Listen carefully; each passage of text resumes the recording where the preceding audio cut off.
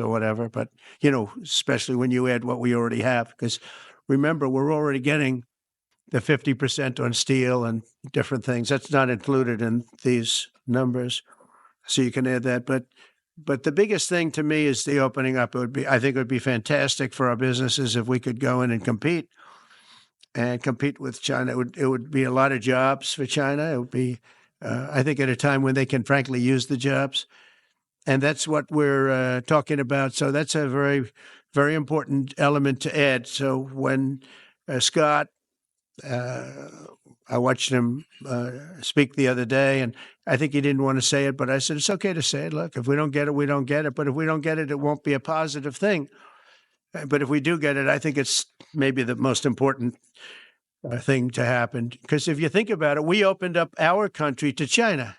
They have very few restrictions. And they didn't open their country to us. Never made sense to me. It's not fair. And they've agreed to open China, fully open China. And I think it's going to be fantastic for China. I think it's going to be fantastic for us. And I think it's going to be great for unification and peace. China will also suspend and remove all of its non-monetary barriers. They've agreed to do that. Well, they're very numerous. But again, to me, the biggest thing that came out of that meeting is they've agreed. Now we have to get it papered, but they've agreed to open up China. It's going to be great for everybody. And third, I'm very happy to announce that Idan Alexander, an American citizen who until recently most thought was no longer living, thought was dead, is going to be released in about 2 hours, actually. And he's going to be released before the eyes of Steve Witkoff, who has done a fantastic job. I know a lot of people that have a lot of talent. I know Steve had a lot of talent. But I know a lot of people with a lot of talent, but there's one that I thought had a special way about him, special personality, aside from being a good deal maker, had a special way about him, and it was Steve. Knew very little about the subject matter, who does, but he learned it in about 2 hours, and he's been fantastic. So I want to just thank Steve, but they're going to be releasing Idan in about 2 hours from now, or sometime today, let's say. And again, they thought he was dead just a short while ago. His parents are so happy. They're so happy. So it's, as you know, Idan's the only American citizen who's captured and held hostage by Hamas since October 7th, 2023. And he's coming home to his parents, which is really great news. I mean, to me, it's big news. They thought he was dead. So that's that. So we'll be heading there, and we'll be seeing 3 primary countries. You know all about that: Saudi Arabia, UAE, Qatar. On Thursday's meeting with Russia and Ukraine is very important. I was very insistent that meeting take place. I think good things can come out of that meeting. Stop the bloodshed of the horrible. It's a bloodbath. But that 5,000 more, it's really much more. I'm trying to be conservative, more than 5,000 soldiers. Russian, they're not American soldiers. They're from Russia, they're from Ukraine, but they're people. They're human souls, and they're being killed at levels that we haven't seen since the Second World War. And it's every week, a lot of drone fighting. It's a whole new form of warfare, and it's violent and vicious. And so that's it. I'd like to go back to China just for a second. They're very heavy on the fentanyl. We're charging them, as you know, 20% for the fact that they send fentanyl into our country. And they've agreed that they're going to stop that. And, they'll be rewarded by not having to pay, hundreds of billions of dollars in tariffs. So the fentanyl should stop. It comes from China. It's amazing. And comes through our southern border, comes through our northern border too, comes through Canada, and comes through our southern border, much more through the southern border. But so that's a very important subject to me, because everybody in this room has lost friends, or people that have family members that have died of fentanyl. So there's a big incentive for China to stop, and I take them at their word. They're going to work on that, I think, very hard. And one thing, when they work on something, they get it done. So now I'm about to depart on a historic visit. Some of you are going with us to, as I said, Saudi Arabia, Qatar, and United Arab Emirates. Before I do, I'll sign one of the most consequential executive orders in our country's history. I don't think there's ever been anything signed like this, certainly not with respect to healthcare, nothing even close. I'm delighted to be joined on this occasion by Secretary of Health and Human Services, Robert F. Kennedy Jr., who is doing a really good job, I have to tell you that. CMS Administrator, a friend of mine, Dr. Mehmet Oz, who is an amazing guy. You know, I was telling Bobby before, Oz had a very successful show, but it hurt his reputation. Because when you're in show business, it hurts your reputation a little bit. It's good for you. It's good for you. But in terms of professionalism and being a doctor, it sort of hurts your reputation. This guy went to the best schools, was the best, I mean, top of the line. Then he did a television show, became a success, made a lot of money, all that stuff. But it sort of hurt him. And you know who I compare that to? I hate to say this, but a special woman, Jeanine Pirro. She was the toughest, smartest DA, maybe in our countries, in our cities and states history, New York. She was really tough, really sharp. Then she did a show, and people didn't think of her quite the same way. She became more of an entertainment person, like Oz. Oz is not an entertainer. He's not really an entertainer, if you know the real story. And she isn't either. She is unbelievable. She was one of the strongest district attorneys in the history of New York, highly respected, very tough, went after the drug dealers at a level that you don't see today anymore. And hopefully she's given up she's leaving the number one show on cable television, one of the number one shows on television, period, The Five, but they've got great people left behind, but she was a big part of it. And so I equated to that. Jeanine Pirro is unbelievable. FDA Commissioner Dr. Marty McCary, with a reputation that's second to none, and the job he's doing already has been fantastic. Thank you, Marty. And Director of National Institute of Health, Jay Bhattacharya, who has been, as you know, from Stanford, so highly regarded, and have all been working with us very hard on this. And the question they would ask, being a little bit new to the government aspect of it, is why doesn't somebody fight the drug price situation, meaning equalization? There's a term, it's called equalization. Nobody wants to mention that term. And I'm not knocking the drug companies. I'm really more knocking the countries than the drug companies, because they're forced to do things. But the drug lobby is the strongest lobby in this country, they say, the drug lobby.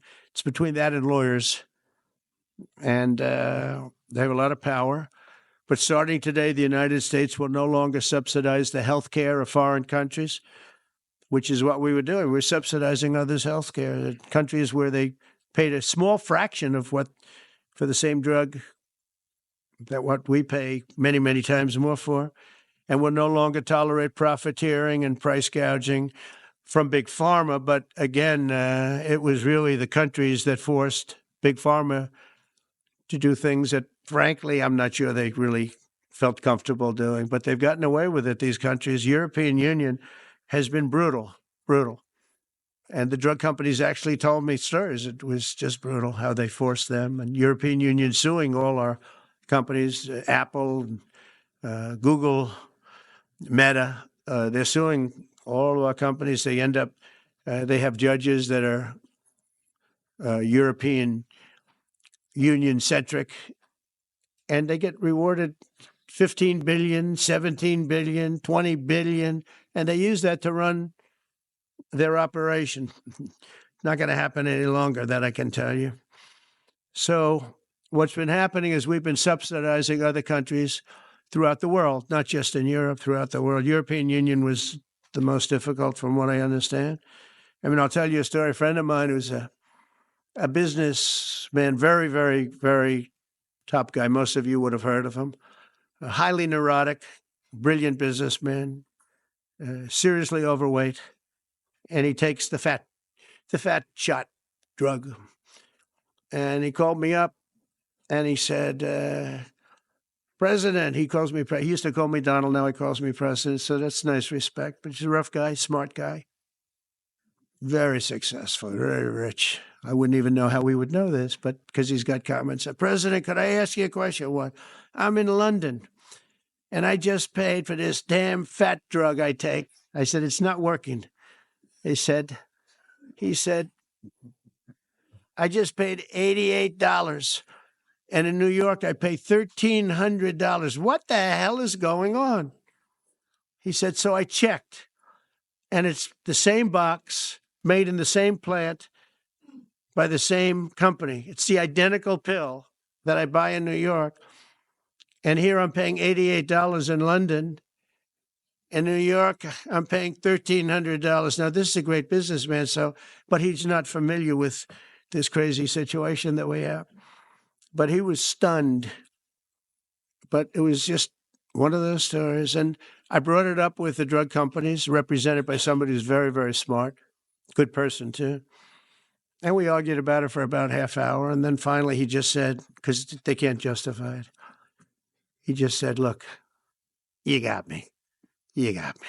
I can no longer they've been justifying this crap for years. They said, oh, it's research and development. Well, I said, well, research and development, other countries should pay research and development too. It's for their benefit. It was just one of those things. And the other countries would set a price and they'd meet the price. And they'd say, if you don't meet the price, you can't sell it in our country. I said, well, then you walk away and, they'll call you back and they'll sell it in the country. But now they'll have to do that. So for the first time in many years, we'll slash the cost of prescription drugs and we will bring fairness to America. Drug prices will come down by much more, really, if you think 59. If you think of a drug that is sometimes 10 times more expensive, it's much more than the 59%. It depends on the way you want to analyze it. But in one way, you could analyze it that way. But between 59 and 80, and I guess even 90%. So when I worked so hard in the first term, and if I got prices down, remember, I was the only one to ever get prices down for a full year. But I'd get them down like 2%, and I thought it was like a big deal. Well, we're getting them down 60, 70, 80, 90%. But actually more than that, if you think about it in the way mathematically. And Pharma has to say, we're sorry, but we'll not be able to do this any longer to these countries that have been so tough. They've been very tough, nasty. It's trade. It's trade. And pharma is also very powerful. And the Democrats have protected pharma. This is the Democrats have protected pharma. These are the Democrats. And by the way, I just called the Speaker of the House, and I just called the leader, our leader in the Senate, John Thune, Mike Johnson. Spoke to both of them. I said, when you score, you're going to have to score two things. You're going to have to, number one, score that hundreds of billions of dollars of tariff money is coming in. But even bigger than that, you're going to have to score that your cost for Medicaid and Medicare and just basically pharmaceuticals and drugs is going down at a level that nobody has ever seen before. It'll pay for the Golden Dome. I see the Golden Dome is there, see? That'll easily pay for the Golden Dome. And we'll have a lot of money left over. We need the Golden Dome, by the way, in this world. Although this world's a lot safer today than it was a week ago, and a lot safer than it was 6 months ago. We had people that had no clue what they were doing. So today, Americans spend 70% more for prescription drugs than we spent in the year 2000. Think of that. Our country has the highest drug prices anywhere in the world by sometimes a factor of 5, 6, 7, 8 times. It's not like they're slightly higher. They're 6, 7, 8 times. There are even cases of 10 times higher. So that you go 10 times more expensive for the same drug, that's big numbers. Even though the United States is home to only 4% of the world's population, pharmaceutical companies make more than 2/3 of their profits in America. So think of that. With 4% of the population, the pharmaceutical companies make most of their money, most of their profits from America. That's not a good thing. Now, I think, by the way, pharmaceutical, I have great respect for these companies and for the people that run them. I really do. And I think they did one of the greatest jobs in history for their company, convincing people for many years that this was a fair system. And nobody really understood why, but I figured it out. For years, pharmaceutical and drug companies have said that research and development costs were what they are, and for no reason whatsoever. They had to be borne by America alone. Not anymore, they don't. This means American patients were effectively subsidizing socialist healthcare systems in Germany, in all parts of the European Union. They were the toughest of all. They were nasty. And I see that. I see that with trade, too. European Union is in many ways nastier than China. Okay? And we've just started with them. Oh, they'll come down a lot. You watch. We have all the cards.